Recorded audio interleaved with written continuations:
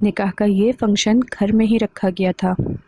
گھر کے صحن میں ان کے لیے بہت خوبصورت سا اسٹیج بنایا گیا تھا جہاں پر اس وقت وہ دونوں بیٹھے تھے۔ وہ سلور کلر کے سوٹ میں ملبوس انتہا سے زیادہ خوبصورت لگ رہی تھی۔ اس کے ہاتھوں میں ویسے ہی سلور کلر کی چوڑیاں تھیں اور ہاتھوں پر مہندی لگی ہوئی تھی جس کا رنگ نکھر نکھر جا رہا تھا۔ اس کے چہرے پر کوئی خوشی کے آثار نہیں دکھائی دے رہے تھے، لیکن یہاں پر موجود ہر شخص مسکراتے ہوئے اس فنکشن کو اٹینڈ کر رہا تھا۔ ہر کسی کے چہرے سے یوں ہی لگ رہا تھا جیسے یہ لوگ بہت خوش ہوں۔ اس نے پلکیں اٹھا کر سب کو دیکھا۔ سامنے ہی اس کی ماں مسکراتے ہوئے سارے مہمانوں کو ویلکم کر رہی تھی، اور ساتھ ساتھ اس کا باپ اس وقت مولوی صاحب کے ساتھ اسٹیج تک آ رہا تھا۔ سب کے چہروں سے ایک عجیب سی خوشی چھلک رہی تھی۔ اس قدر خوبصورت دن شاید مرحا کے لیے پہلے تھا۔ پہلے تو اس کا جی چاہا کہ وہ ابھی اس مولوی کو انکار کر دے، لیکن اگلے ہی لمحے اپنے باپ کے چہرے پر خوشی دیکھتے ہوئے اس نے سر جھکا دیا تھا۔ اس کے بابا رحمان پاشا اپنے ساتھ قاضی کو لے کر اسٹیج تک آئے۔ قاضی کا صوفہ ایک سائڈ پر پڑا تھا، اسے وہاں پر بٹھا دیا گیا، جبکہ سامنے ہی پڑے صوفوں پر وہ دونوں بیٹھے ہوئے تھے۔ ان کے ارد گرد دونوں ماں باپ بیٹھ گئے تھے۔ سب سے پہلے گروپ فوٹو لی گئی، پھر اس کے بعد نکاح شروع ہوا تھا۔ اس کا دل چاہ رہا تھا کہ وہ اس نکاح سے بھاگ جائے۔ اس نے ایک نظر اٹھا کر اپنے ساتھ بیٹھے اس شخص کو دیکھا جو اس وقت سامنے دیکھے جا رہا تھا۔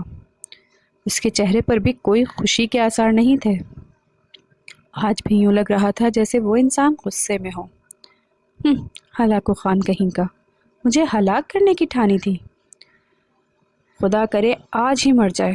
اس نے اپنے دل ہی دل میں دعا کی تھی اور ایک نظر بھر کر غصے سے اس شخص کو دیکھا تھا۔ دوسری جانب مولوی صاحب نے اس سے نکاح کا پوچھا تھا۔ اس بار وہ شخص اس کے جانب متوجہ ہوا تھا اور وہ اپنا سر جھکاتی ہوئی ہاں میں سر ہلا گئی تھی۔ یہ بات اس سے 3 بار پوچھی گئی تھی۔ تینوں بار اس نے ہاں میں سر ہلایا تھا اور تیسری بار اس نے قبول ہے بھی کہا تھا۔ اس کے ساتھ اس کے برابر میں بیٹھے ہوئے شخص نے ایک لمحے کے لیے نظریں اٹھا کر اس حسین ماہجبین کو دیکھا اور پھر مسکراتے ہوئے مولوی صاحب کے قبول ہے کہنے پر قبول ہے قبول ہے قبول ہے کہہ گیا تھا، اور ان دونوں کا نکاح ایک دوسرے سے ہو گیا، اور وہ دونوں آج اس مقدس رشتے میں بن گئے تھے جس کی بنیاد میں اس کا آغاز ہوتا ہے، لیکن وہ مضبوط اس قدر ہوتا ہے کہ جس کی گرہ دکھائی نہیں دیتی، جس کی زنجیریں انسانی آنکھ کو نہیں دکھائی دیتی، لیکن وہ دو دلوں کو اس قدر قریب کر دیتا ہے کہ ان کی گرفت سے کوئی انسان باہر نہیں آ سکتا۔ اس کے دل پر ایک بوجھ سا پڑا تھا۔ اس کے حلق میں آنسوؤں کا گولا پھنس گیا تھا، لیکن اس نے اس گولے کو نگلتے ہوئے اپنے آنسوؤں کو روکا تھا۔ کچھ دیر بعد مولوی صاحب نے ان کے سامنے ایک فائل رکھی تھی۔ اس فائل میں ان کا نکاح نامہ تھا جس پر ان دونوں کے دستخط ضروری تھے۔ رحمان پاشا نے اپنے ہاتھ سے لیتے ہوئے وہ رجسٹر مرحا کے سامنے رکھا۔ مرحا نے کانپتے ہاتھوں کے ساتھ پین اٹھایا اور اگلے ہی لمحے کچھ سوچتے ہوئے اس خانے میں اپنا نام لکھ گئی تھی جس خانے میں اسے مولوی صاحب نے لکھنے کا کہا تھا۔ اس کے بعد انہوں نے وہ رجسٹر اس کے ساتھ بیٹھے بہروز پاشا کے ہاتھ میں تھمایا۔ بہروز پاشا نے ایک ہی جست میں وہ رجسٹر اپنے ہاتھ میں لیا اور پھر وہ مخصوص قلم اپنے ہاتھ میں لے کر اپنے دستخط کرنے والی جگہ پر دستخط کر لیا تھا۔ ان دونوں کا نکاح کاغذی، شرعی اور قانونی طور پر رجسٹر ہو گیا، جبکہ اس کے پہلو میں بیٹھی ہوئی مرحا اس وقت اس سے دوری کا سوچ رہی تھی۔ اس نے خاندان کی عزت بچانے کے لیے اس سے نکاح تو کر لیا تھا، لیکن اب وہ اس سے دور جانا چاہتی تھی۔ اس ہلاکو خان کے ساتھ زندگی گزارنا اس کے لیے بے حد مشکل تھا۔ دیکھنا ہلاکو خان، تمہارے ساتھ میں تمہیں زندگی کبھی نہیں گزاروں گی، اس نے کڑھ کر سوچا تھا۔ سارے مہمانوں کو اس نے ایک نظر دیکھا تھا، سبھی لوگ خوشی خوشی ان کی تصویریں لے رہے تھے۔ خاندان کے سبھی لوگوں نے ان کے ساتھ کھڑے ہو کر ایک گروپ فیملی فوٹو بھی کھنچوائی تھی، اور پھر اس کے بعد سبھی لوگ کھانا کھانے کی طرف متوجہ ہو گئے تھے۔ ایسے میں وہ دونوں ایک ساتھ بیٹھے تھے، لیکن ان دونوں کے درمیان کوئی بھی بات نہیں تھی۔ وہ اس سے بات ہی نہیں کرنا چاہتی تھی، اور وہ گھمنڈی انسان اپنی طرف سے پہل نہیں کرنا چاہتا تھا۔ ان دونوں کے درمیان ایک چیز تھی برابر، تو وہ تھی ضدی دونوں کی ضد پر اڑتے تو وہاں سے ہلنے کا نام نہیں لیتے تھے۔ خیر ان دونوں نے ایک دوسرے کو نظر بھر کر دیکھا اور پھر اگلے ہی لمحے اس نے اپنی کزنوں کی جانب دیکھا جنہیں سریہ خان یعنی مرحا کی امی نے بھیجا تھا کہ وہ مرحا کو اپنے ساتھ لے جا کر کمرے میں چلی جائیں کیونکہ مرحا بہت تھک چکی تھی۔ ساری کزنیں ایک ٹولی بنا کر اس کے پاس آئیں اور پھر اگلے ہی لمحے اسے وہاں سے اٹھا کر اس کمرے میں لے گئی تھیں۔ ان دونوں کے درمیان کوئی بات چیت نہیں ہوئی تھی، شاید وہ دونوں بھی کوئی بات نہیں کرنا چاہتے تھے، لیکن اس سے پہلے ہی کزنز نے کمرے پر حملہ کر دیا اور ان کی جوڑی کو عیب لگاتی ہوئی اس کے ساتھ بیٹھی۔ سلور رنگ کی ایک حسین سی سفید پری بنی لڑکی کو اٹھا کر لے گئی تھی، شاید اس پر ایک کو اڑا کر لے گئی تھی۔ اس نے کمرے میں غائب ہونے تک اس کا پیچھا کیا، اس کی نظر بار بار اس جانب اٹھ رہی تھی۔ وہ آج اس قدر خوبصورت لگ رہی تھی کہ وہ چاہ کر بھی اس سے نظریں نہیں بچا پا رہا تھا۔ آہستہ آہستہ سبھی مہمانوں نے جانا شروع کیا اور پھر گھر خالی ہو گیا تھا۔ تھک ہار کر وہ اپنے کمرے میں آیا تھا، دوسری طرف وہ ساری کزن اسے لے کر اپنے کمرے میں آئی تھیں۔ اسے بیڈ پر بٹھانے کے بعد اچانک ہی اس کی کزن نے چلا کر بولا، کیا قسمت پائی ہے نا تم نے مس مرحا پاشا، نکاح کر لیا، وہ بھی اتنے ہینڈسم ہلاکو خان کے ساتھ۔ اور اگلے ہی لمحے اس کے کزنز کے منہ سے ایک زوردار قہقہا نکلا۔ اس نے غصے بھری آنکھوں سے اس کی جانب دیکھا۔ زیادہ اوور بننے کی ضرورت نہیں ہے، سمجھے تم؟ وہ جو کب سے بیٹھی اس شخص کا غصہ اپنے اندر چھپائے بیٹھی تھی، اب اس کا غصہ اپنی کزنز پر نکلنے والا تھا۔ تبھی اس کی دوسری کزن بولی، ارے ہم تو تم سے وہی بات پوچھ رہے ہیں جو تم نے خود کہی تھی۔ کیا کہتی تھی تم؟ بڑے ناچ ناچ کر گا کر کر بڑی ہی قسمت خراب ہوگی اس لڑکی کی جو اس ہلاکو خان کی بیوی بنے گی۔ ارے بھائی، قسمت تو تمہاری خراب نکل پڑی، کیونکہ اس ہلاکو خان کی بیوی تو تم ہی بن گئی ہو۔ اور اگلے لمحے اس کی تمام دوستیں اور کزنز ہنس پڑی تھیں۔ وہ سارے کزن اور سہیلیاں مل کر اس وقت اس کا مذاق اڑا رہی تھیں اور اسے بہت زہر لگ رہی تھی، لیکن وہ جانتی تھی کہ وہ سبھی لڑکیاں مذاق کر رہی ہیں کیونکہ وہ بھی تو مذاق میں کئی کئی باتیں سنایا کر جاتی تھی۔ اسے ایک تو اس ہلاکو خان پر اس قدر غصہ آ رہا تھا، اس نے اسے کہا بھی تھا کہ وہ اس نکاح کے لیے راضی نہیں ہے لیکن اپنے بابا کو انکار نہیں کر سکتی، لہٰذا وہ خود انکار کر دے، لیکن اس ہلاکو خان نے اسے کوئی جواب نہیں دیا اور وہ تو اس بات پر خوش ہو گئی تھی کہ اس نے انکار کر دیا ہوگا، لیکن اگلے ہی دن اس پر قیامت ٹوٹی کہ بہروز نے خود ہی اس نکاح کے لیے جلدی مچائی تھی، اور اب صبح سے وہ اس غصے میں تھی اور اس سے بات بھی نہیں کر رہی تھی۔ ہلاکو خان تو ایک لمحے میں ہی سیدھا ہو جائے گا میرے سامنے، سمجھے؟ زیادہ ہوشیار بننے کی ضرورت نہیں ہے، اس نے بناوٹی لہجے میں کہا۔ تو ہم تو دوست ہیں، وہ بھی مسکراتے ہوئے ایک سائڈ پر ہو گئی تھی۔ اس دن میں وہ پہلی بار مسکرائی تھی۔ نکاح کا فنکشن ختم ہو گیا تھا، رحمان منزل میں مکمل طور پر خاموشی چھا گئی تھی۔ رحمان منزل میں رہنے والے سبھی افراد اب چین کی نیند سو چکے تھے، اور اگر کوئی جاگ رہا تھا تو وہ مرحا پاشا تھی، اور کوئی سو نہیں سکا تھا تو وہ بہروز پاشا کی اس ساری کزنز یہاں سے جا چکی تھیں۔ نکاح کا فنکشن ختم ہو گیا تھا۔ رحمان منزل میں یہ پہلا فنکشن تھا جس میں اتنی خوشیاں منائی گئی تھیں، اور اسی وجہ سے ہی تو اتنا بڑا فنکشن تھا جیسے کسی بارات کا ہو۔ رحمان منزل کو بالکل دلہن کی طرح سجایا گیا تھا، اور اس وقت رحمان منزل کی حالت اب بہت خراب ہو چکی تھی۔ سارے ملازمین بھی بہت تھک چکے تھے، اس لیے سارے ملازمین اپنے کوارٹر میں سونے چلے گئے تھے۔ رحمان پاشا اور سریہ بیگم بھی اپنے کمرے میں جا کر سو گئے تھے۔ سارا گھر اس وقت تاریکی اور خاموشی میں ڈوبا ہوا تھا۔ گھر کے سبھی کمرے بھی تاریک ہو چکے تھے۔ ہلکی ہلکی مدھم سی روشنی اس وقت مرحا کے کمرے سے باہر آ رہی تھی۔ دوسری طرف ایک کمرہ جو مکمل طور پر روشن تھا وہ تھا بہروز پاشا کا کمرہ۔ وہ آہستگی سے اپنے کمرے سے نکلا تھا۔ باہر ڈرائنگ روم بھی مکمل طور پر تاریکی میں ڈوبا تھا، اور اس سے اوپر سیڑھیاں بھی، لیکن سیڑھیوں کے اوپر ایک کمرے سے مدھم مدھم روشنی آ رہی تھی۔ دروازہ ہلکا سا کھلا ہوا تھا، اس کا مطلب یہی تھا کہ مرحا ابھی تک نہیں سوئی تھی۔ وہ آہستگی سے دبے پاؤں سیڑھیاں چڑھتا ہوا اس کے کمرے تک پہنچا۔ اس نے دروازے کے ایک تھوڑے سے سوراخ سے دیکھا، وہ اس وقت ڈریسنگ ٹیبل کے سامنے کھڑی تھی۔ کمرہ مکمل طور پر خاموش تھا۔ ہلکی ہلکی روشنی کمرے میں پھیلی ہوئی سی خوابناک ماحول پیش کر رہی تھی۔ کچھ سوچتے ہوئے اس نے دروازے کے ہینڈل پر ہاتھ رکھا اور پھر دروازہ کھلتا ہی چلا گیا۔ اگلے ہی لمحے وہ کرنٹ کھا کر پیچھے ہٹا۔ یہاں اس نے اسے دیکھا اور ادھر ادھر دیکھتے ہوئے بیڈ کی جانب لپکی تھی۔ جلدی سے اس نے اپنا دوپٹہ اپنے کندھے پر ڈالا اور ایک بار پھر سے کھڑی ہو گئی۔ اس نے ایک کان سے جھمکا اتار دیا تھا اور اب دوسرے سے اتارنے کی کوشش کر رہی تھی۔ اس نے جیسے ہی ہاتھ بڑھایا وہ درد سے سی کر کر پیچھے ہٹ گئی۔ کیا ہوا؟ بہت درد ہو رہا ہے؟ چلا میں اتار دیتا ہوں۔ وہ آہستگی سے اس کی جانب بڑھا اور پھر نرمی سے اس کے کان سے وہ جھمکا اتار دیا۔ وہ حیران ہو رہی تھی، آج ہلاکو خان اتنا نرم کیسے ہو رہا تھا۔ یہاں کیا کر رہے ہیں آپ؟ کسی چیز کی ضرورت تھی تو آپ نے مجھے کہہ دیا ہوتا یا پھر کسی ملازم سے کہہ دیا ہوتا، کمرے میں پہنچ جاتی، اس نے جھکی ہوئی نظروں کے ساتھ کہا اور اپنی چوڑیاں اتارتے ہوئے ٹیبل پر رکھنے لگی۔ نہیں، جو چیز مجھے چاہیے تھی وہ وہاں کہیں موجود نہیں تھی، اس طرف تمہارے پاس موجود تھی، اور اگر اس وقت میں یہاں پر نہ آتا تو مجھے کبھی بھی نہ ملتی۔ وہ آنکھیں بھر کر اس کی جانب دیکھنے لگا۔ اتنا نرم تو وہ پہلے کبھی نہیں ہوا تھا۔ کیا مطلب؟ کیا چاہیے تھا آپ کو؟ چوڑیاں تاڑتے اس کے ہاتھ ذرا تھمے تھے۔ تمہیں دیکھنے آیا تھا کہ تم نکاح کے اس جوڑے میں کیسی لگتی ہو، وہ مسکراتے ہوئے کہہ رہا تھا۔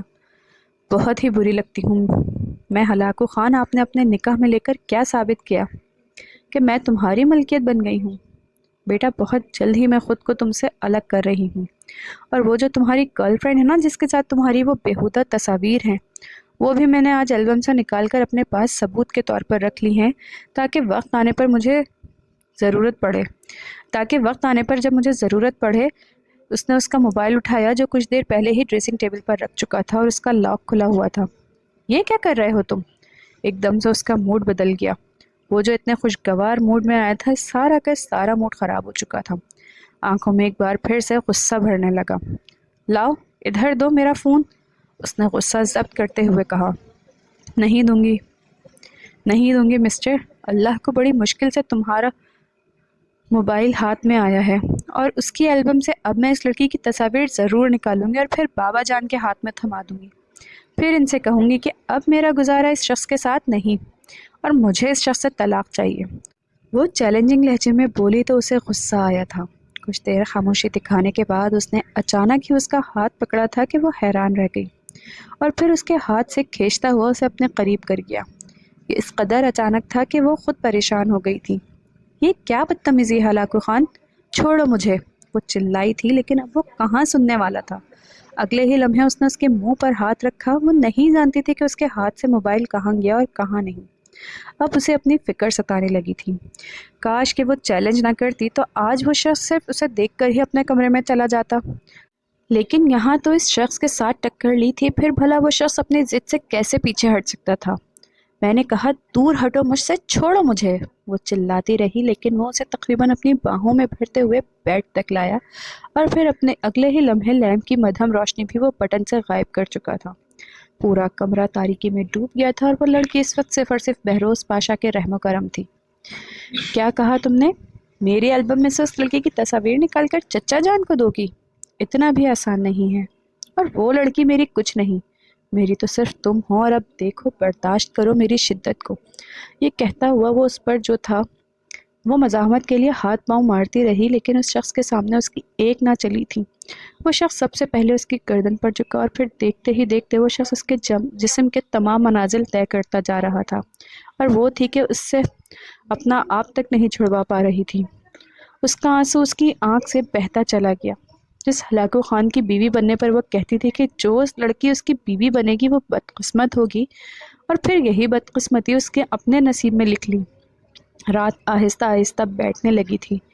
نکاح کے بعد وہ اپنے تمام حقوق اس سے لے چکا تھا۔ اب وہ اس حق میں بھی نہیں تھی کہ وہ اس سے طلاق لینے کا سوچتی، اور اس ملک میں بھی نہیں تھی کہ وہ اس شخص کے ساتھ زندگی گزارتی۔ اسے کچھ سمجھ نہیں آ رہا تھا کہ وہ کیا کرے۔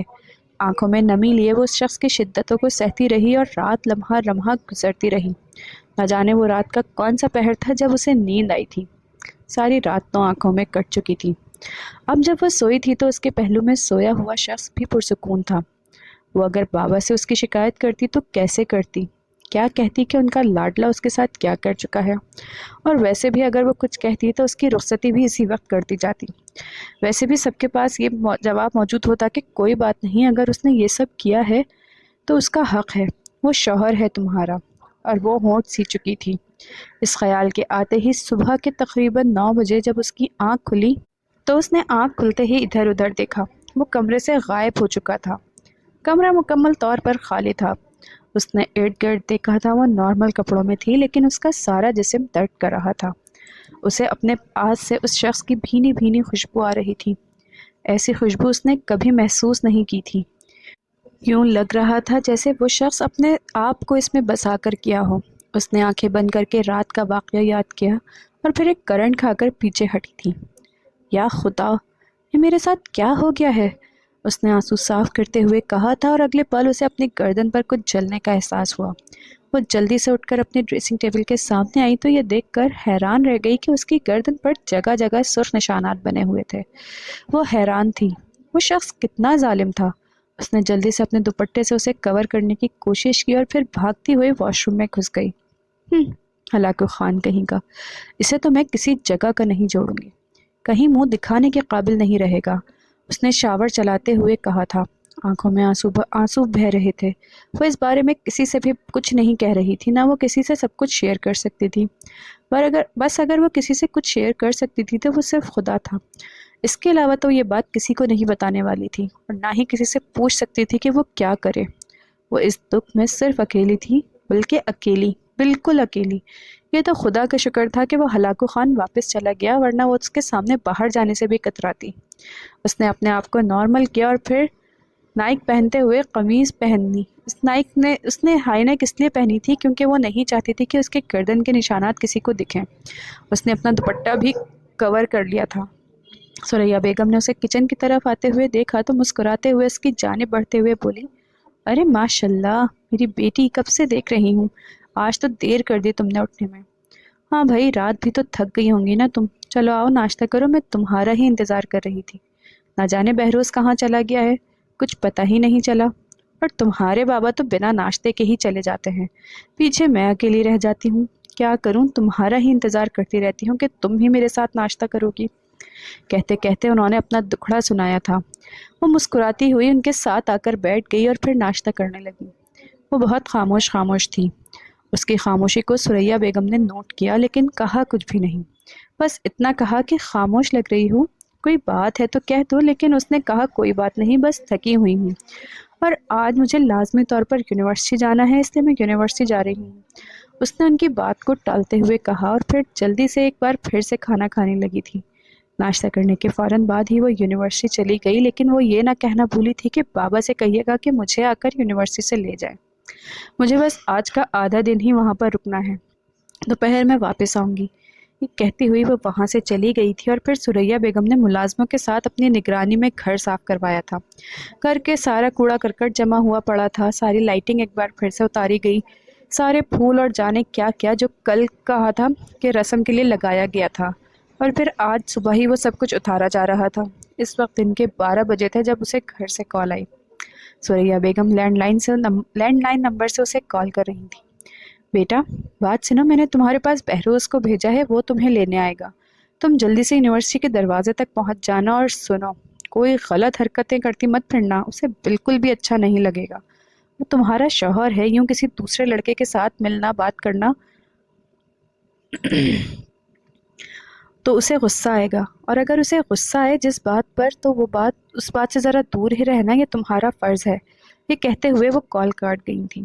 وہ جانتی تھی کہ میرا یونیورسٹی میں نہ صرف لڑکیوں کی دوست ہے بلکہ اس کے بہت سارے لڑکے بھی دوست تھے جن سے اکثر وہ جلا سا رہتا تھا، اور اب تو ثریا بیگم نے اسے صاف صاف کہہ دیا تھا کہ اگر خبردار تم نے کسی سے بات کی تو اسے برا لگے گا، اس کو یہ کام چھوڑنا ہوگا۔ اس ہلاکو خان کی اتنی ہمت کی مجھے کہے کہ میں اس کے لیے اپنی دوستیاں چھوڑ دوں؟ نو، نیور، اس نے موبائل کان سے ہٹاتے ہوئے چال بازی کے طور پر کہا تھا، اور اپنے سامنے کھڑے اپنے ایک دوست کا ہاتھ پکڑتے ہوئے باہر گیٹ تک آئی تھی۔ حسب منشا سامنے وہ اپنی گاڑی کے ٹیک لگائے اس کا انتظار کر رہا تھا۔ وہ تمہارا منگیتر تمہارا انتظار کر رہا ہے، جاؤ تم اس کے پاس، اس کے دوستوں نے اسے کہا تھا، لیکن اگلے ہی لمحے وہ اپنے دوست کے سینے سے لگتی ہوئی اسے خدا حافظ کہنے لگی تھی۔ یہ اس لیے تھا کہ ہلاکو خان جیلس ہو جائے، اور واقعی میں یہ ترغیب کام کر گئی۔ وہ بہت غصہ ہو چکا تھا۔ دروازے تک چھوڑنے سے اسے نہ صرف اس کا دوست بلکہ 2-3 دوست اور 2-3 لڑکیاں دوست بھی آئی تھیں۔ ان سب سے مسکراتے بائے بائے کرتی ہوئی وہ آ کر گاڑی کی اگلی سیٹ پر بیٹھ گئی تھی۔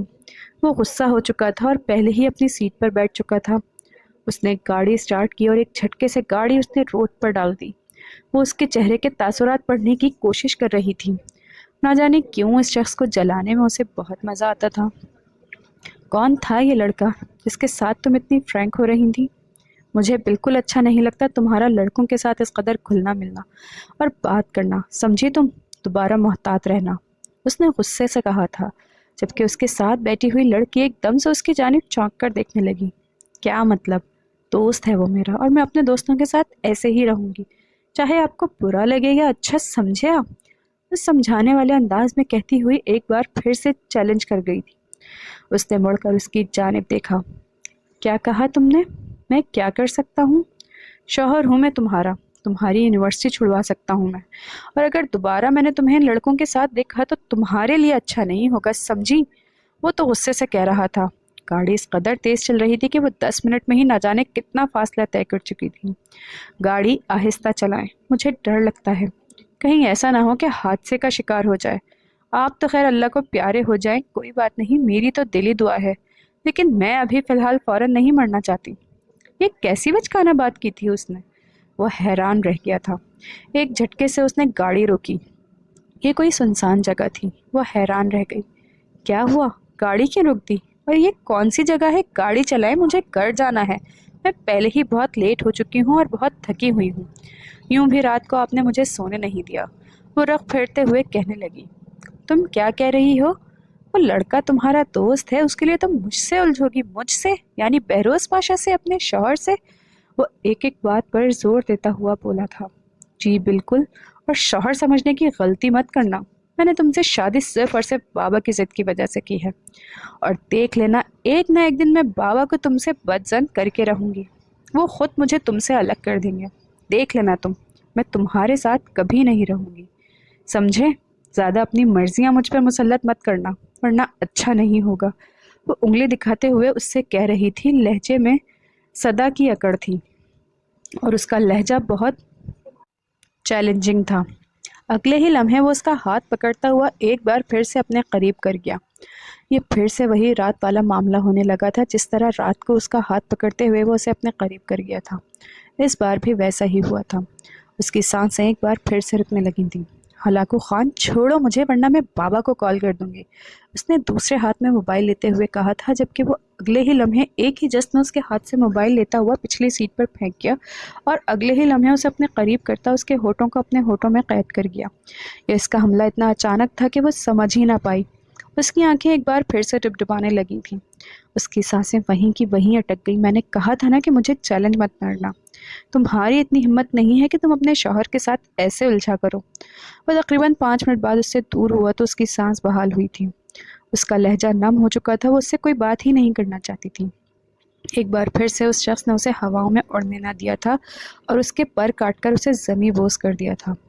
آنسو بہاتی ہوئی وہ آنکھوں کو دوسری سائڈ موڑ گئی، جبکہ وہ شخص اب گاڑی کا رخ گھر کی جانب کر چکا تھا۔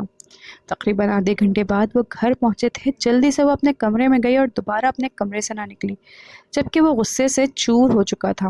وہ کس طرح ایک لڑکے سے اس کے سامنے مل سکتی تھی، حتیٰ کہ وہ اس بات کا اقرار کر رہی تھی کہ وہ اس کا دوست ہے، اور وہ دوست سے دوستی نہیں توڑ سکتی۔ عجیب عورت ہے یہ، میں بھی دیکھتا ہوں کیسے وہ میری موجودگی میں کسی دوسرے شخص کے ساتھ گھومتی پھرتی ہے۔ اس کے سینے میں ایسا لگ رہا تھا کہ جیسے آگ جل رہی ہو۔ وہی اس کا شوہر ہوں، میں بھی تمہارا شوہر ہوں، چھوڑوں گا تو میں بھی نہیں۔ وہ غصے سے کڑکا رہ گیا تھا۔ دوسری جانب وہ اپنے بیڈ پر گری پھوٹ پھوٹ کر رو رہی تھی۔ اس کی قسمت میں یہ کیسا انسان لکھ دیا گیا تھا؟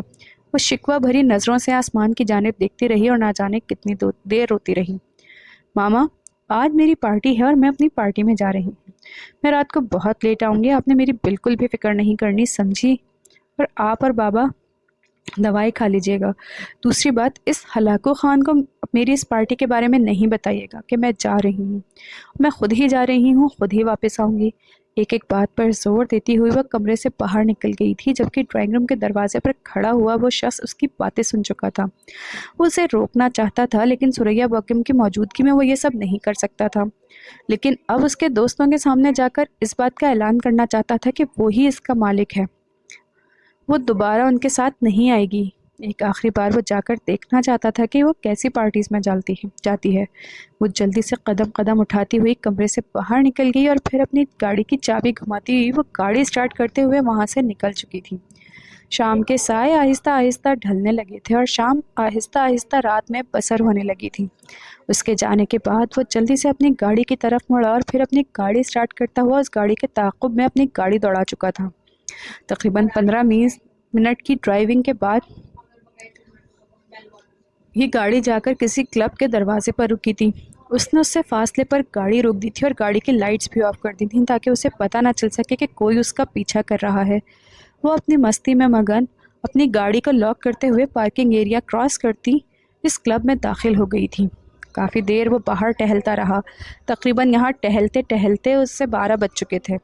وہ اس کے باہر آنے کا انتظار کر رہا تھا، لیکن 12 بجے تک بھی جب وہ باہر نہ آئی تو وہ آہستگی سے چلتا ہوا کلب میں داخل ہو گیا۔ کلب کے دروازے پر کھڑے سیکیورٹی گارڈ سے نظریں بچاتے ہوئے وہ کلب میں داخل ہو چکا تھا۔ وہ جیسے ہی اندر گیا، سامنے کا منظر دیکھ کر اس کا دل دہلانے کے لیے کافی تھا۔ یہاں تو وہ اپنی بیوی کی حفاظت کے لیے آیا تھا، لیکن اس کی بیوی خود یہاں پر کیا کر رہی تھی؟ اس نے بلاؤز اور بلاؤز کے اوپر چھوٹی سی شرٹ پہن رکھی تھی اور گھٹنوں سے اوپر تک اس نے ایک نیکر پہن رکھا تھا۔ اس حلیے میں وہ بے پناہ عجیب لگ رہی تھی، اور تو اور اس کا حسن بھی اس سے جھلک رہا تھا، لیکن وہ اس میں بہت بیہودہ لگ رہی تھی۔ سب کے سامنے اسے اس حالت میں دیکھ کر اسے شرم محسوس ہوئی اور غصہ بھی آیا۔ وہ ڈرنک تک کر چکی تھی، اور اس ڈرنک میں بھی وہ لڑکوں کے ارد گرد منڈلا رہی تھی۔ کئی لڑکوں کے گروہ اس کے گرد آتے اور اس کے ساتھ ناچتے گاتے اور چلے جاتے۔ اسی طرح کئی لڑکیاں اور بھی اس گروپ میں شامل تھیں، لیکن یہاں پر کوئی پارٹی نہیں ہو رہی تھی، بلکہ یہاں پر اس کی دوست اسے لائی تھی، اور اس وقت اس کے قریب ایک لڑکا جانے لگا تھا جس سے اس کی دوست نے ایک لفافہ بھیجا تھا۔ یہ لفافے میں کچھ پیسے موجود تھے، لیکن وہ نشے میں بھی اس خطرے کو بھانپ گئی تھی۔ سنیلا، تم نے کیا کیا ہے؟ سنیلا، یہ شخص کون ہے جو مجھے اپنے ساتھ لے جانے کے لیے چھو رہا ہے؟ اسے کہو مجھ سے دور ہو جائے، ورنہ ابھی میں یہاں پر ہلاکو خان کو بلا لوں گی۔ اسے یہاں پر نشے میں بھی اپنے ہلاکو خان کا نام یاد تھا۔ اسے یقین تھا کہ اسے بچانے کے لیے وہ لازمی آئے گا۔ اگلے ہی لمحے ایک لڑکے نے ہاتھ بڑھا کر اس کی کمر سے اسے کھینچنا چاہا، لیکن اس سے پہلے ہی بہروز پاشا اس کی طرف پہنچ چکا تھا۔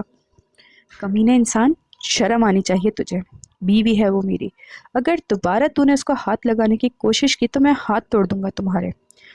وہ پے در پہ اس پر مکے برساتا جا رہا تھا، اور وہاں پر کھڑی ہوتی ہوئی وہ نشے میں چور اسے دیکھ رہی تھی۔ ہلاکو خان، تم بہت برے ہو، لیکن مجھے بچانے کے لیے بر وقت آ جاتے ہو۔ میرے لیے تم بہت اچھے ہو، وہ کہتی ہوئی اس کے سینے سے لگی تھی۔ وہ اس شخص کو مار مار کر بےحال کر کے مرہا کے پاس پہنچا تھا۔ چپ کرو تمہیں شرم آنی چاہیے تمہیں، کہتے ہوئے اس نے اس کا ہاتھ پکڑا اور تقریباً گھسیٹتے ہوئے اسے کلب سے نکال کر لے گیا تھا۔ یہاں پر اس کلب میں اس کے جسم کا سودا ہو رہا تھا۔ کچھ سودا کرنے والے کوئی اور نہیں بلکہ اس کی اپنی ہی دوست تھی۔ وہ بھی نشے میں اس وقت اپنی دوست کا نام لے رہی تھی۔ گاڑی میں بیٹھتے ہوئے وہ اپنی نیند کی آغوش میں جانے لگی تھی، لیکن پھر بھی بڑبڑا رہی تھی۔ سنیلا، تم نے اچھا نہیں کیا، میں تمہیں نہیں چھوڑوں گی۔ وہ بار بار اپنی دوست سنیلا کا نام لے رہی تھی، اور پھر نہ جانے کب اسے نیند آ گئی تھی۔ وہ نہیں چاہتا تھا کہ اس بارے میں ثریا بیگم یا رحمان پاشا کو پتہ چلے۔ رحمان منزل اس وقت مکمل طور پر تاریکی میں ڈوبی ہوئی تھی۔ وہ اسے اپنے ہاتھوں میں اٹھا کر اس کے کمرے میں لے گیا تھا اور اسے بیڈ پر لٹایا۔ وہ اس پر چادر اڑا کر واپس جانے ہی لگا تھا کہ وہ اس کے ہاتھ پھر سے پکڑ گئی۔ ہلاکو خان، تم بہت اچھے ہو۔ اگر تم آج مجھے نہ بچانے آتے تو شاید میں آج مر چکی ہوتی۔ شکریہ۔ وہ پہلی بار مسکراتے ہوئے اسے دیکھ رہی تھی، لیکن وہ نشے میں تھی۔ وہ جانتا تھا کہ اسے صبح تک یہ سب کچھ بھول جانا ہے۔ اس نے اس کے ہاتھوں کو نرمی سے ہٹایا اور اس کے ماتھے سے بال ہٹاتے ہوئے اسے بوسہ دیتا وہ وہاں سے چلا گیا۔ ان کی زندگی نے شاید اب نارمل روٹین پر آنا شروع کر دیا تھا، یا شاید یہ اسے ہی لگ رہا تھا، لیکن اسے بہت غصہ تھا۔ وہ اس کے ہوش میں آنے کے انتظار میں تھا۔ وہ صبح سے اپنے کمرے میں بند تھی، وہ باہر بھی نہیں آئی تھی۔ ثریا بیگم اس کی وجہ سے بے حد پریشان تھی۔ یہ لڑکی دن کے 12 بجے کا وقت تھا اور وہ بار بار جا کر اس کا دروازہ کھٹکھٹاتی، لیکن وہ پھر بھی دروازہ نہیں کھول رہی تھی۔ مما، آپ یہاں سے چلی جائیں، مجھے ابھی بالکل کسی سے بات نہیں کرنی، اور نہ ہی مجھے دروازہ کھولنا ہے۔ مجھے اکیلا رہنا ہے، پلیز آپ یہاں سے چلی جائیں، اس نے اونچی آواز میں کہا تھا۔ ثریا بیگم کی آنکھوں سے آنسو نکل آئے۔ بیٹا، کچھ تو بتاؤ، آخر ہوا کیا ہے؟ میں تمہیں صبح سے ایسے دیکھ رہی ہوں، میرا دل کٹ رہا ہے۔ بیٹا تم نے آج ناشتہ بھی نہیں کیا، نہ ہی تم یونیورسٹی گئی ہو۔ سب ٹھیک تو ہے نا؟ اگر کوئی بات ہے تو مجھے بتاؤ۔ بیٹا مما، میں نے کہا نا کہ کوئی بات نہیں ہے، وہ روتے ہوئے کہہ رہی تھی اور ان کی بات کاٹتے ہوئے ایک بار وہ پھر سے چلائی تھی۔ وہ خاموشی سے آنسو بہاتی ہوئی نیچے کی طرف چلی گئی تھی۔ نیچے اس وقت وہ لنچ بریک پر گھر آیا تھا۔ حقیقت تو یہ تھی کہ وہ آفس سے لنچ بریک پر کبھی نہیں آتا تھا، اور آج آیا تو وہ صرف اور صرف اس کی وجہ سے تھا کہ وہ مرحا سے ملنا چاہتا تھا۔ اچھا چچی جان، مرحا کہاں ہے؟ مجھے اس سے کچھ بات کرنی ہے، لاؤنج میں بیٹھتے ہوئے اس نے کہا تھا، جبکہ بجھا بجھا اور مرجھایا سا چہرہ اس کے سامنے بیٹھی سریا بیگم نے آنکھیں اٹھا کر اس کی جانب دیکھا۔ بیٹا معلوم نہیں کیا ہو گیا ہے اسے، صبح سے اپنے کمرے میں بند پڑی ہے، جب بھی بلانے جاؤں چلاتی ہے، کہتی ہے مجھ سے دور رہو، جاؤ، مجھے ابھی نہیں معلوم کہ اسے کیا ہوا ہے، نہ کھاتی ہے نہ کچھ پیتی ہے، نہ جانے کیا کرتی پھرتی ہے یہ لڑکی میرے ساتھ۔ اس کی حالت دیکھ کر مجھے تو بہت رونا آ رہا ہے۔ رات کسی پارٹی میں گئی تھی، پھر نہ جانے کیا ہوا، کس کی نظر لگ گئی، وہ اپنا دکھڑا سناتے ہوئے رو پڑی تھی، جبکہ ان کی بات سنتے ہوئے وہ اچانک ہی چونک پڑا تھا۔ اسے اس لڑکی سے بے پناہ محبت تھی، وہ اسے خراش تک نہیں آنے دے سکتا تھا، اور اب وہ اس لڑکی کی ذہنی حالت کے بارے میں سن کر اپنا کھانا پینا سب کچھ چھوڑ چکا تھا۔ میں دیکھتا ہوں، آپ فکر نہ کریں، وہ ابھی آ جائے گی۔ یہ کہتا ہوا وہ اٹھ کر دروازے کی جانب بڑھ چکا تھا۔ سیڑھیاں چڑھتے ہوئے وہ یہی سوچ رہا تھا کہ آخر ہوا کیا ہے۔ رات تو وہ نشے میں تھی اور اسے کچھ یاد بھی نہیں ہونا چاہیے تھا، پھر اگر اسے کچھ یاد نہیں تو پھر وہ اس قدر روٹ کیوں ہو رہی ہے؟ مرحا، دروازہ کھولو، مجھے تم سے کچھ بات کرنی ہے۔ وہ اس کے دروازے پر مسلسل ہاتھ مارے جا رہا تھا اور دروازہ کھٹکھٹا رہا تھا، جبکہ وہ اپنے بیڈ پر بیٹھی اپنے دونوں ہاتھ کانوں پر رکھے پھوٹ پھوٹ کر رو رہی تھی۔ چلے جائیں یہاں سے، مجھے کسی سے کوئی بات نہیں کرنی، مجھے آپ سے بھی کوئی بات نہیں کرنی، اور نہ ہی مجھے ماما سے بات کرنی ہے، مجھے کسی سے بات نہیں کرنی، سارے کے سارے لوگ ایسے ہی ہوتے ہیں، چلے جائیں یہاں سے۔ وہ چلائی تھی، مرحا دروازہ کھولو ورنہ میں ابھی کے ابھی دروازہ توڑ کر اندر آ جاؤں گا۔ تمہارے لیے بہتر یہی ہے کہ تم شرافت سے دروازہ کھول دو۔ اب کی بار وہ اپنی منمانی کرنے پر اتر آیا۔ چاروں ناچار وہ دروازہ کھولنے کے لیے آئی تھی۔ دروازہ کھولتے اس نے اسے اندر آنے کا راستہ دیا۔ وہ اندر آتے ہوئے دروازہ ایک بار پھر سے بند کر گیا۔ وہ سہمی سے قریب کھڑی تھی، وہ اس کے قریب ہوا تو ٹھٹک کر پیچھے ہٹی۔ دور ہو جائیں مجھ سے، میرے قریب نہ آئیں، مجھے ہاتھ نہ لگائیں۔ وہ روتے ہوئے کرنٹ کھا کر پیچھے ہٹ رہی تھی۔ وہ حیران ہو رہا تھا، آج سے پہلے تو اس نے ایسا کبھی نہیں کیا تھا۔ کیا ہو گیا ہے تمہیں مرحا، سب ٹھیک تو ہے؟ وہ پریشانی سے پوچھ رہا تھا۔ آپ جانتے ہیں سنیلا نے میرے ساتھ کیا کیا؟ سنیلا نے میرا سودا کر دیا تھا۔ رات وہ شخص مجھے چھونے لگا تھا، وہ مجھے کہیں نہ کہیں چھوتا، وہ شخص مجھے کہیں کا نہ چھوڑتا۔ وہ پھوٹ پھوٹ کر رونے لگی تھی۔ لیکن ہاں، وہاں پر تو کوئی آیا تھا مجھے بچانے کے لیے۔ آپ آئے تھے نا مجھے بچانے کے لیے؟ وہ روتے ہوئے اس کی جانب مڑی تھی، تو وہ بھی 2 قدم کا فاصلہ ختم کرتے ہوئے اس کے قریب آیا۔ میں تمہیں بچانے آیا تھا، میں نے تمہیں کہا تھا نا میں تمہارا شوہر ہوں اور ہر جگہ تمہاری حفاظت کے لیے موجود رہوں گا۔ میں نے تمہیں منع بھی کیا تھا کہ تم ان لوگوں کے ساتھ مت پھرا کرو۔ مجھے تمہارا ان لوگوں کے ساتھ پھرنا بالکل بھی اچھا نہیں لگتا۔ کہ جو یونیورسٹی کی دوستیاں ہوتی ہیں نا، یہ صرف دوستیاں نہیں ہوتی، یہ گناہوں کا ایندھن ہوتا ہے۔ میری جان، میں تو تمہیں یہی سمجھانے کی کوشش کر رہا تھا۔ وہ اس کا ہاتھ پکڑتے ہوئے پیار سے کہہ رہا تھا، لیکن اگلے ہی لمحے وہ اس کے ہاتھوں سے اپنا ہاتھ چھڑا کر پیچھے ہٹی تھی۔ نہیں نہیں، سب لڑکے ایک جیسے ہوتے ہیں، سب لڑکے ایسے ہی لڑکیوں کی عزت کے پیچھے ہوتے ہیں۔ آپ بھی تو ایسے ہی تھے نا، آپ نے بھی تو میری پرواہ نہیں کی تھی۔ وہ اسے یاد دلا گئی تھی۔ اس نے ایک بار پھر سے آگے بڑھ کر اس کا ہاتھ تھاما۔ دیکھو میری بات اور تھی، میں تمہارا شوہر ہوں اور مجھے تم سے کسی چیز کی فکر نہیں ہونی چاہیے، نہ ہی تمہیں غصہ ہونا چاہیے اور نہ ہی تمہیں خوف آنا چاہیے۔ باہر کے درندوں سے بچانا میرا فرض ہے اور میں تمہیں بچاتا بھی رہوں گا، میں تمہیں کبھی آنچ نہیں آنے دوں گا۔ وہ مسکراتا ہوا اس کے قریب بیٹھا تھا۔ وہ سہمی سی تھی۔ اس نے اسے اپنے سینے سے لگایا اور پھر اسے سمجھاتا رہا۔ پل بھر میں اس کا غصہ اڑن چھو ہو چکا تھا۔ وہ جانتا تھا کہ وہ نہ سمجھی ہے اور نہ سمجھے گی کہ حالت میں ہی وہ ایسے کام کرتی ہے۔ بھلے ہی وہ اس پر غصہ نکالنے آیا تھا، لیکن اس کی حالت دیکھ کر وہ اس پر غصہ نہیں کر سکا تھا، بلکہ اسے اس پر مزید پیار آنے لگا تھا۔ کافی دیر اسے سمجھانے کے بعد وہ کمرے سے باہر چلا گیا تھا۔ جیسی اس کی جان کی طبیعت تھوڑی سی خراب ہو رہی ہے، چچی جان اس کی طبیعت بس تھوڑی سی خراب ہو رہی ہے، اس کے سر میں بہت درد ہے، اس لیے وہ باہر نہیں آ رہی تھی۔ آپ ایسا کریں کہ اس کا کھانا مجھے دیں، میں اسے کھلا دیتا ہوں، وہ مسکراتا ہوا کہہ رہا تھا۔ اب کی بار اس نے دیکھا تو ڈائننگ ٹیبل پر سردار کرسی پر کوئی اور انسان بھی بیٹھا تھا، اور یہ تھے رحمان پاشا۔ انہوں نے مسکراتے ہوئے اس کی جانب دیکھا۔ مجھے بہت خوشی ہو رہی ہے برخودار کہ وہ تمہاری بات مان رہی ہے۔ میں بس یہی چاہتا تھا کہ تم دونوں کے درمیان سب کچھ ٹھیک ہو جائے۔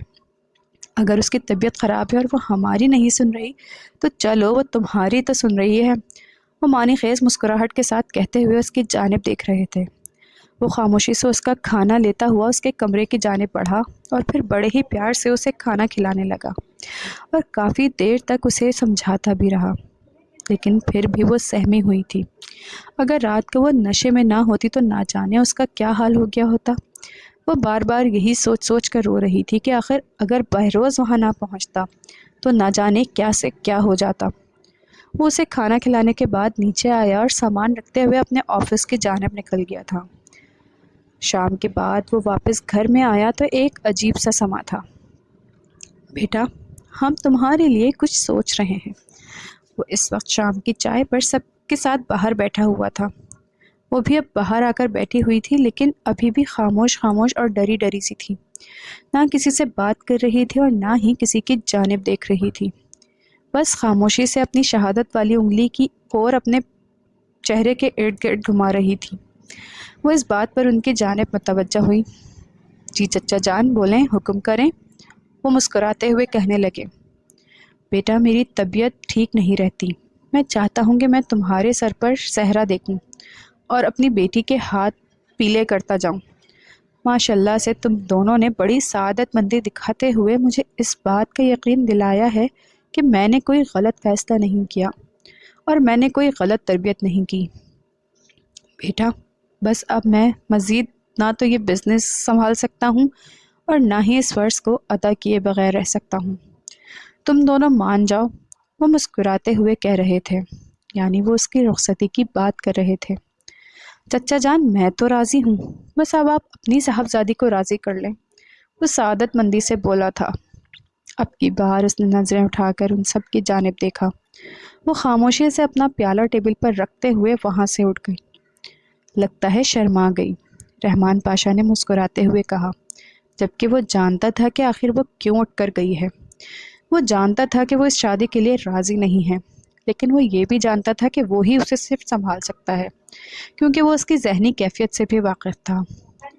میں اسے دیکھ کر آتی ہوں، سریہ بیگم نے مسکراتے ہوئے کہا اور وہاں سے اٹھ گئی۔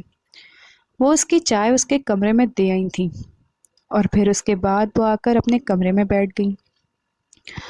وہ آہستگی سے اپنا پیالہ لیے اس کے کمرے میں پڑا تھا۔ دروازہ حسب معمول کھلا ہوا تھا۔ وہ بھی بنا اجازت کے پھر اس کے کمرے میں داخل ہو گیا۔ یہ کیسا پاگل پن ہے؟ تم وہاں سے کیوں اٹھ کر آئیں؟ بس مجھے گھٹن ہو رہی تھی، مجھے شادی نہیں کرنی، آپ پلیز اس شادی سے انکار کر دیں، وہ بجھی بجھی سی کہہ رہی تھی، لیکن وہ اسے اس طرح سے بجھی بجھی بالکل بھی اچھی نہیں لگ رہی تھی۔ وہ تو اسے پہلے کی طرح ہنستا مسکراتا ہوا دیکھنا چاہتا تھا۔ اس نے اپنا کپ ٹیبل پر رکھا اور اس کے دونوں ہاتھوں کو اپنے دونوں ہاتھوں کی گرفت میں لے لیا۔ وہ اس کے بیڈ پر دونوں گھٹنے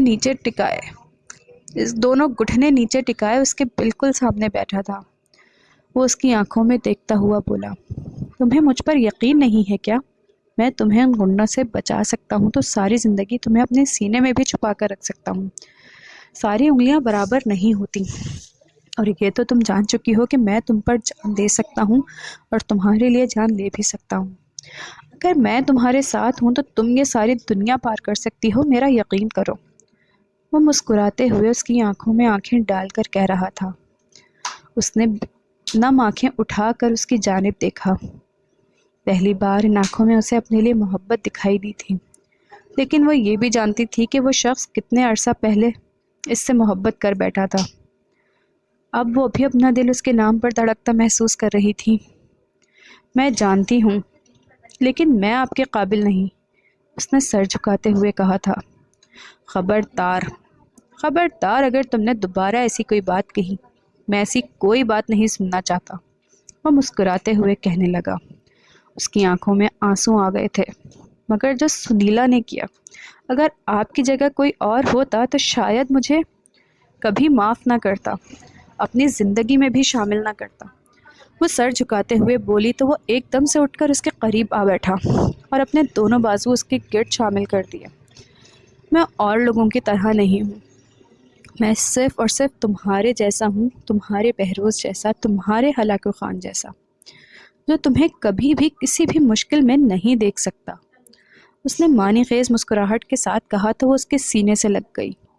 اس نے اپنے دونوں ہونٹ اس کی پیشانی پر رکھے، وہ آنکھیں جھکا گئی تھی۔ ان کی محبت مکمل ہو چکی تھی۔ دوسرا ہی دن کی تاریخ ان کی رخصتی رکھ دی گئی تھی، اور یہ ان کی زندگی کا سب سے حسین سرمایہ تھا۔ یہی بیروز پاشا تھا جسے وہ ہمیشہ ہلاکو خان کہتی آئی تھی، جس سے وہ ہمیشہ چڑھتی آئی تھی اور نفرت کرتی آئی تھی۔ کون کہہ سکتا تھا کہ زندگی کے کسی موڑ پر ان دونوں کے درمیان محبت بھی جنم لے لے گی؟ لیکن ایسا ہو چکا تھا۔ ان دونوں کی محبت مکمل ہونے والی تھی، اور کل ہی ان کی شادی ہونے والی تھی، اور ان کی شادی کے شادیانے بجنے والے تھے، اور وہ خدا کی اس دین پر بے حد خوش تھی کہ بالآخر ان کی زندگی مکمل ہو چکی تھی۔